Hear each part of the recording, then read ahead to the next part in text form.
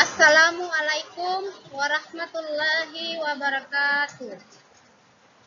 Kami dari kelompok 5 dengan saya atas nama Jusnawati dan teman-teman saya atas nama Fatimah, Adi M. Yusuf, Febi Vitalia. Kami akan mempresentasikan materi yang berjudul Pengembangan Rencana Pelaksanaan Pembelajaran dalam mata kuliah Perencanaan Pembelajaran dengan dosen pengampu yang terhormat Bapak Zulkifli MPD. Adapun poin-poin dari pengembangan rencana pelaksanaan pembelajaran ada 2. Yang pertama, pengantar. Yang kedua, petunjuk pengisian format RTP. Nah, pada kesempatan ini saya akan memaparkan poin pertama, yaitu pengantar. Dari pengantar sendiri memiliki 3 poin. Yang pertama, pengertian pendidikan yang berkaitan dengan pengembangan rencana pelaksanaan pembelajaran. 2. Acuan alur pikir yang dapat digunakan sebagai alternatif. 3. Ciri-ciri rencana pelaksanaan pembelajaran yang baik.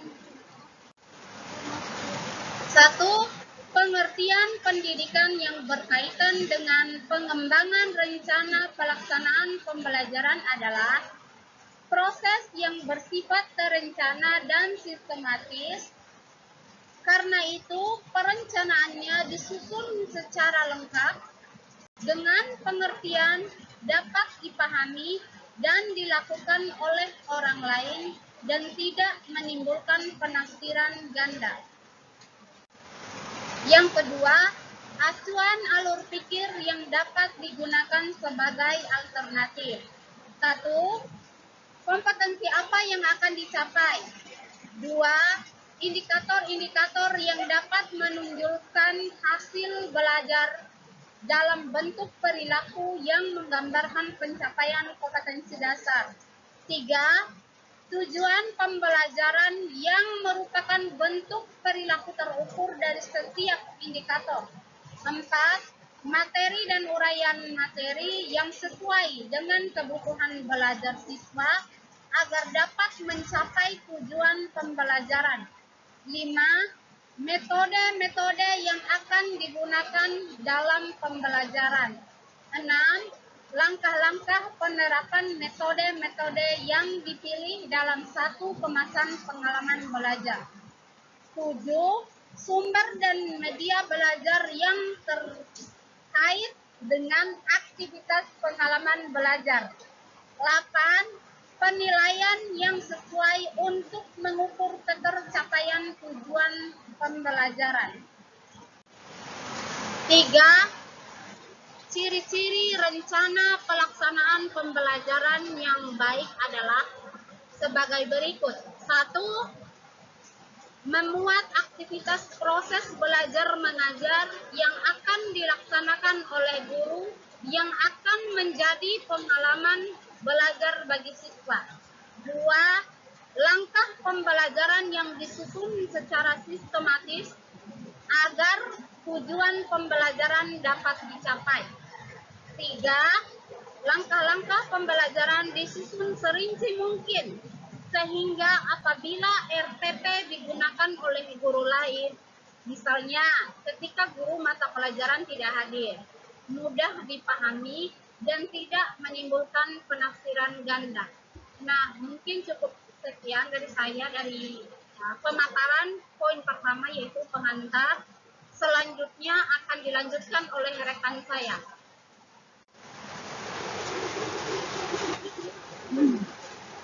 Assalamualaikum warahmatullahi wabarakatuh. Saya akan melanjutkan materi dari teman saya, yaitu poin B, yaitu petunjuk pengisian format RPP. Dalam petunjuk pengisian format RPP ada 7 poin. Yang pertama, identitas. Yang kedua, tujuan pembelajaran. Yang ketiga, materi pembelajaran. Yang keempat, metode pembelajaran. Yang kelima, langkah-langkah pembelajaran. Yang keenam, sumber belajar. Dan yang ketujuh, penilaian. Poin pertama, identitas. Adapun identitas yang termuat dalam RPP adalah sebagai berikut. 1. Nama sekolah. 2. Mata pelajaran. 3. Kelas atau semester. 4. Standar kompetensi. 5. Kompetensi dasar. 6. Indikator dan 7. Alokasi waktu.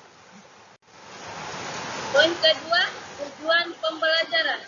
Adapun poin-poin dalam tujuan pembelajaran sebagai berikut. 1. Tuliskan output atau hasil langsung dari satu paket pengalaman belajar yang dikemas oleh guru. Karena itu, penetapan tujuan pembelajaran dapat mengacu pada pengalaman belajar siswa. 2. Bila pembelajaran dilakukan lebih dari satu pertemuan, ada baiknya tujuan pembelajaran juga dibedakan menurut waktu pertemuan sehingga target-target produk tiap pembelajaran jelas kelihatan. Poin ketiga, materi pembelajaran. Materi pembelajaran adalah materi yang digunakan untuk mencapai tujuan pembelajaran dan indikator. Materi dikutip dari materi pokok yang ada dalam silabus. Materi pokok tersebut kemudian dikembangkan menjadi beberapa uraian materi dapat diacu dari indikator. Contohnya, indikator menyebutkan jenis-jenis makanan hewan. Tujuan pembelajaran menyebutkan jenis-jenis makanan hewan meliputi hewan darat dan hewan air. Poin keempat, metode pembelajaran.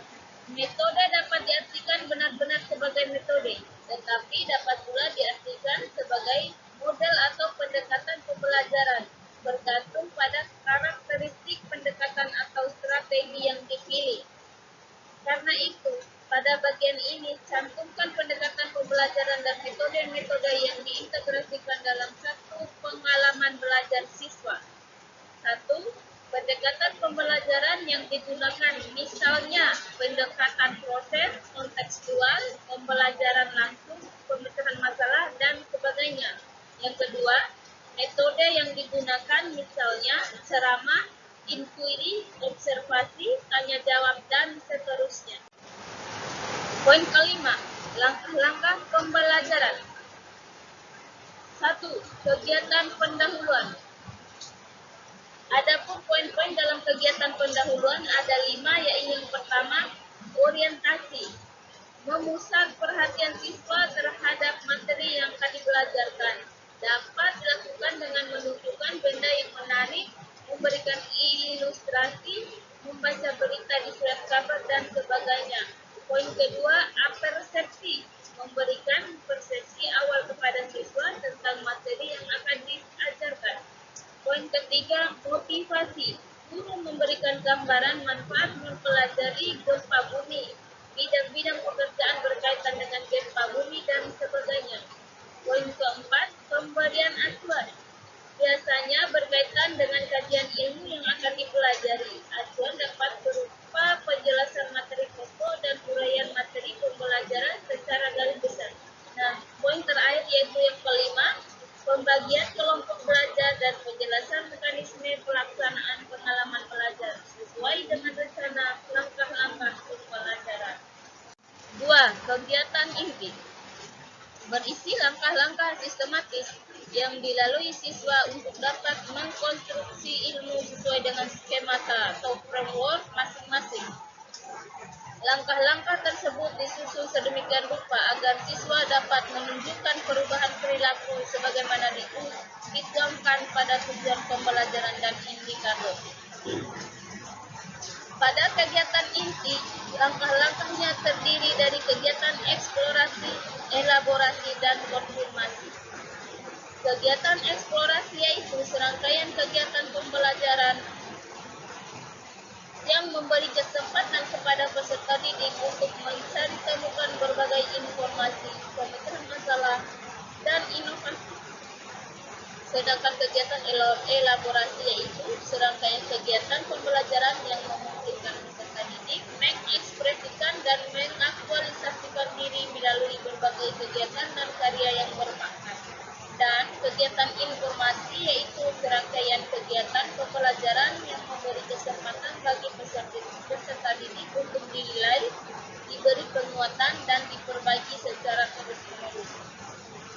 Untuk memudahkan, sebaiknya kegiatan inti dilengkapi dengan lembaran kerja kegiatan siswa atau LKS.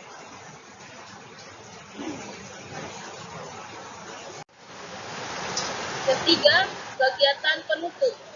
Pertama, guru mengarahkan siswa untuk membuat rangkuman atau kumpulan. Yang kedua, guru memeriksa hasil belajar siswa. Dapat dengan memberikan tes tertulis atau tes lisan, atau meminta siswa untuk mengulang kembali simpulan yang telah disusun, atau dalam bentuk tanya jawab dengan mengambil kurang lebih 25% siswa sebagai sampelnya. Yang ketiga, memberi arahan tindak lanjut pembelajaran dapat berupa kegiatan di luar kelas, di rumah, atau tugas sebagai bagian remedi atau pengayaan. Keenam, sumber belajar. Pemilihan sumber belajar mengacu pada perumusan yang ada dalam silabus yang dikembangkan oleh satuan pendidikan. Sumber belajar mencakup sumber rujukan, lingkungan, media, narasumber, misalnya tenaga ahli seperti bidan, lurah, polisi, dan sebagainya, alat, dan bahan. Sumber belajar dituliskan secara lebih operasional, misalnya sumber belajar dalam silabus dituliskan buku referensi dalam RPP harus dicantumkan judul buku teks tersebut, pengarang, dan halaman yang diacu. Poin ketujuh yaitu penilaian. Penilaian dijabarkan atas teknik penilaian bentuk instrumen dan instrumen yang dipakai untuk mengumpulkan data dalam sajiannya dapat dituangkan dalam bentuk matriks horizontal atau vertikal. Penilaian menggunakan teknik tes tertulis uraian, tes unjuk kerja, dan tugas rumah yang berupa proyek harus disertai rubrik penilaian.